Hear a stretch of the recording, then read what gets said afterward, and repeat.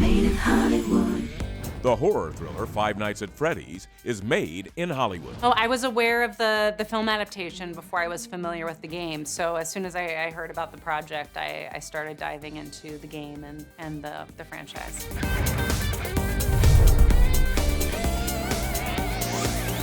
Made in Hollywood. Also on today's show, what's hot on screen with Oscar-winning director Martin Scorsese and his new Western crime drama, Killers of the Flower Moon, starring Leonardo DiCaprio. It's a story of complicity. It's a story of sin by omission, you know? And so that's what afforded us the opportunity to open the picture up and start from the inside out. John Cena and Alison Brie star in the action comedy Freelance.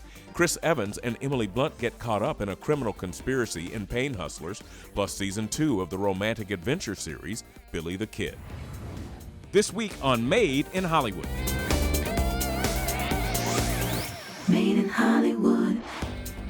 Based on the cult classic video game, Josh Hutcherson gets more than he bargained for after accepting a job at a rundown pizza joint in the horror thriller Five Nights at Freddy's. This place was huge in the 80s with the kids. They shut it down years ago. The owner's just not ready to let it go yet. I will work and you will sleep. I understand. Give me your hand. I was aware of the film adaptation before I was familiar with the game. So as soon as I heard about the project, I started diving into the game and the franchise. All you have to do is keep your eyes on the monitor. Welcome to Freddy Fazbear's, where fantasy and fun come to life. Okay. The creator of the game, Scott Cawthon, was a huge part of the film as a writer-producer, and he was letting us know if what we were doing was gonna stick with the fan base at all times. So we felt like we were really able to just go for it, because we knew that if we took a misstep, he'd let us know. You must be new security guard. Can I help you, officer? Have you met them yet? Met who? Obviously, the world of a feature-length film encompasses a lot more locations and spaces and characters. The game, you're a security guard and you're looking at the monitors. So we were completely expanding upon new territory with the movie, which was also really exciting.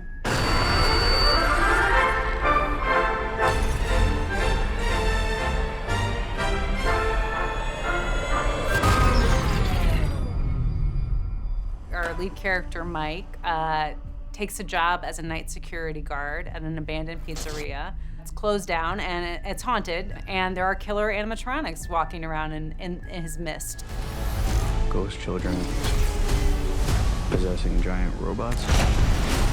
They were really there, they were practical, they were interacting with each other and with the cast, the human cast, and they were incredible.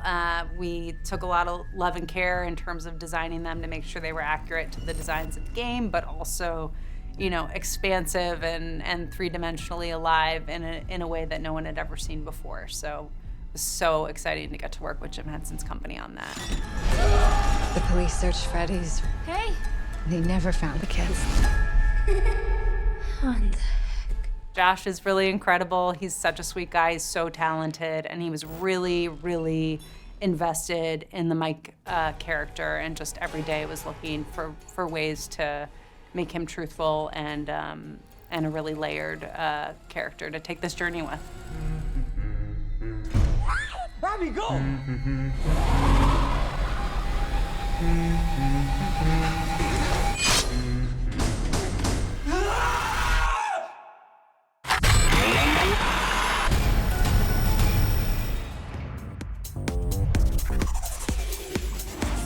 After a military coup, a former soldier and a washed-up journalist attempt to survive the jungle and each other as John Cena and Alison Brie star in the action comedy Freelance.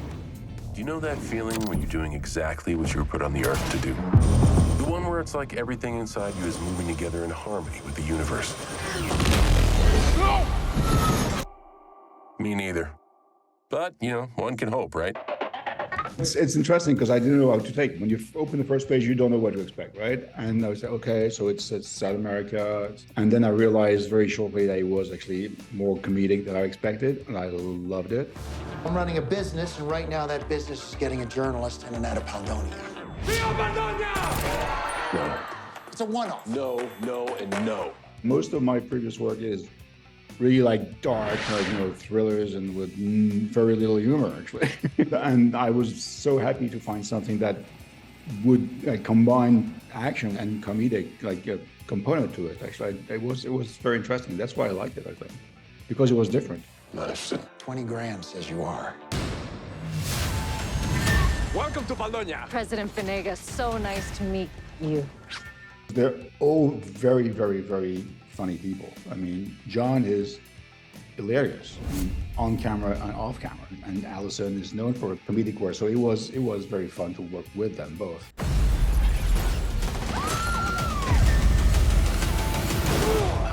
Try always to push actors to do stunts as much as they can themselves, to the limit of safety, obviously. We don't want anybody to get hurt, that's not the point. But I think the audience is not fooled when you see actors doing things themselves, it shows. I had the chance to work with, John Cena, whose background as a wrestler makes him a very physical guy. So that was definitely a plus. So yeah, we tried to do as much as we could. He's a hero.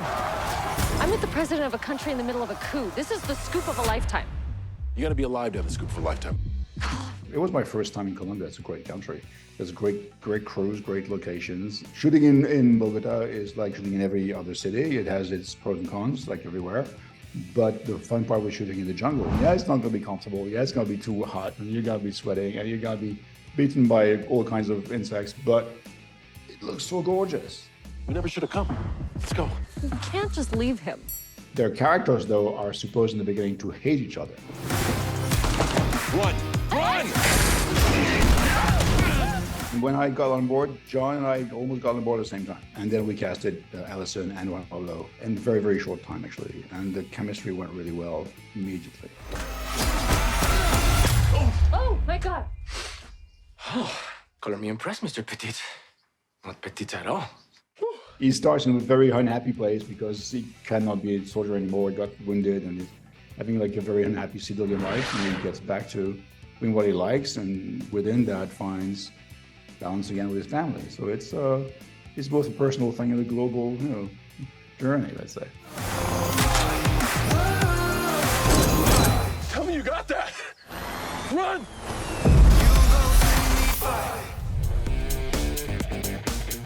Coming up, we sit down with Oscar-winning director Martin Scorsese for his latest film, Killers of the Flower Moon, starring Leonardo DiCaprio.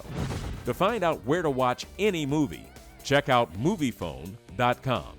Find it, watch it.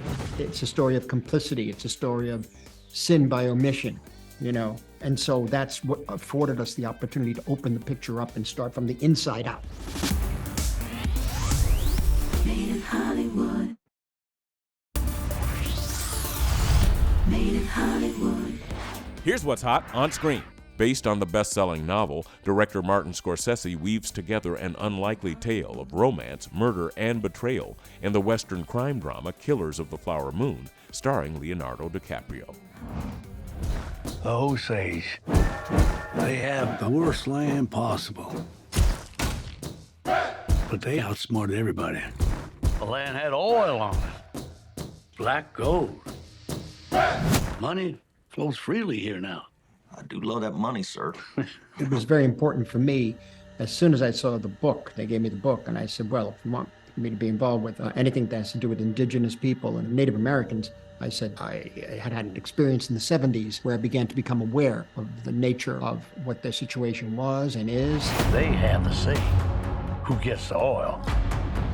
Son, I got a question. You like women? That's my weakness. I'm fascinated by how do you really deal with that culture? How truthful can we be and still have authenticity and respect, dignity, and deal with the truth, honestly?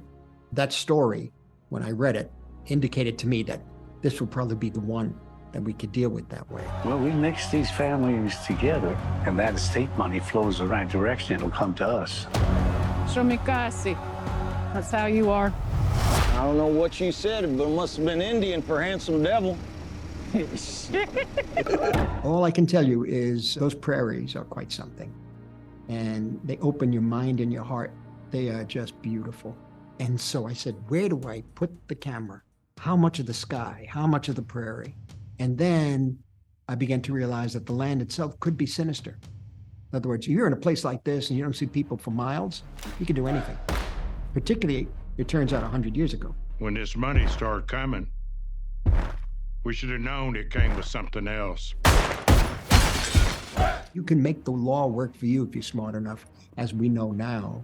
But what I mean by that is that it's still a wide open territory. The place, as beautiful as it is, can shift to being very sinister. And what I wanted to capture ultimately was the very nature of the virus or the cancer that creates this sense of a kind of easygoing genocide. I ought to kill these white men who killed my family. I need you here. I am right here. And so for me, I wanted to play with that world in contrast with the white European world. This was supplemented by the times that we went out to Oklahoma and met with the Osage. And it was very different than what I expected. What I didn't really understand the first couple of meetings was that this is an ongoing story out in Oklahoma. In other words, these are things that really weren't talked about. And the people involved are still there, meaning the families are still there, the descendants are still there. And Margie Burkhart, I think, she was the relative of Ernest Burkhart. She said, one has to remember that Ernest loved Molly and Molly loved Ernest. It's a love story. And so ultimately what happened is that the script shifted that way. And that's when Leo decided to play Ernest. And by that point, we started reworking the script, and it became really, instead of from the outside in, coming in and finding out who done it, when in reality, it's who didn't do it. It's a story of complicity. It's a story of sin by omission, you know? And so that's what afforded us the opportunity to open the picture up and start from the inside out. Expecting a miracle to make all this go away. You know they don't happen anymore.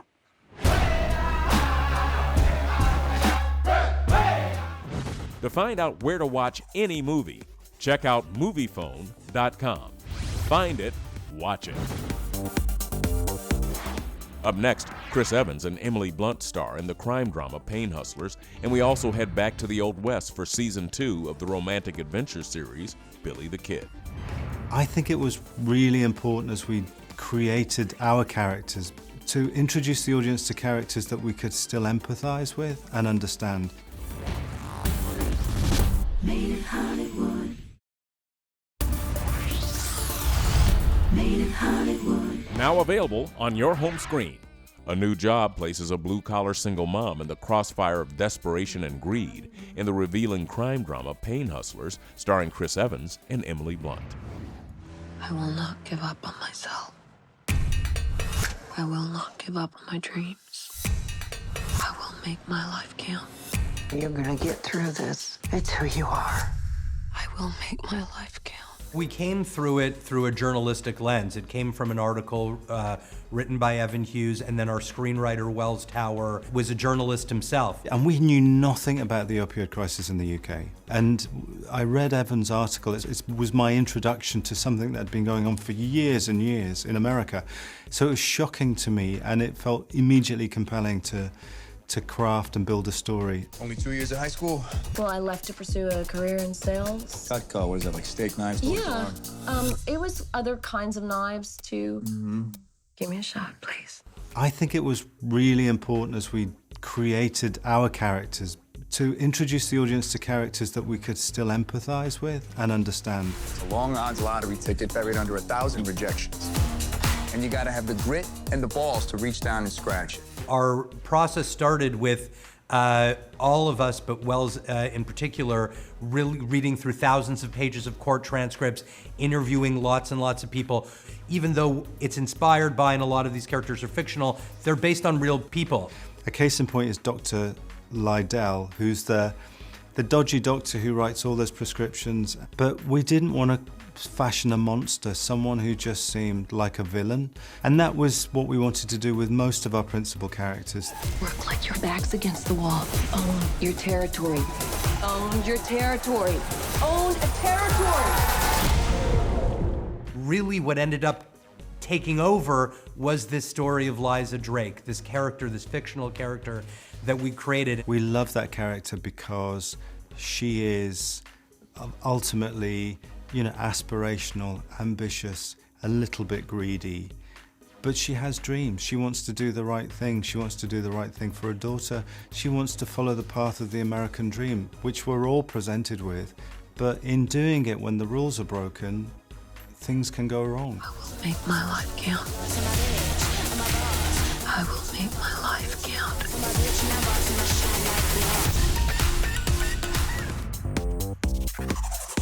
Now available on your home screen, one of America's most notorious outlaws finds himself entangled in the bloody Lincoln County Wars in Season 2 of the romantic adventure series, Billy the Kid. How come groups of rich men get to decide what's right and what's wrong? Yeah. Who lives and who dies? That's a betrayal of America. That's why I'm here. You're Billy the Kid, ain't you? In a way, the first season of Billy is a preparation for the Lincoln County War, because in Billy's life, it was where he became famous. So, there's a lot of violence and brutality, all centered around this commercial rivalry between Murphy's store, which has always had a monopoly of trading in that area of New Mexico, and they're being challenged by an Englishman called Tunstall. There is no hiding the fact that we are now effectively at war. And the more research I did about him, I just discovered this really sensitive young boy brought up by a mother who gave him a moral compass. And they were immigrants, and they were sent by the American government to one of the wildest, most dangerous parts of the country at the time. So I wanted people to know that story. I wanted to dramatize that story. I wanted people to empathize with him. If I want justice, I have to take the law into my own hands. I need to know, who the hell is Billy the Kid? How can I get to him?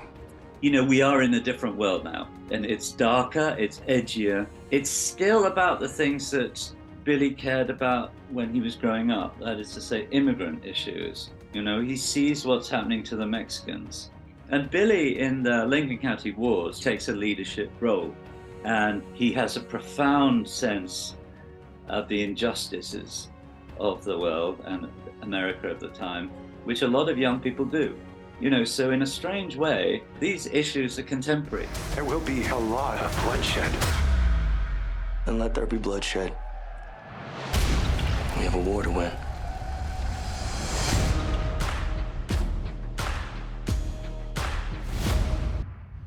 Stay tuned, there's more coming up on Made in Hollywood. Made in Hollywood. Thanks for watching Made in Hollywood, powered by MoviePhone. For more behind-the-screen content, check out MoviePhone.com. Made in Hollywood.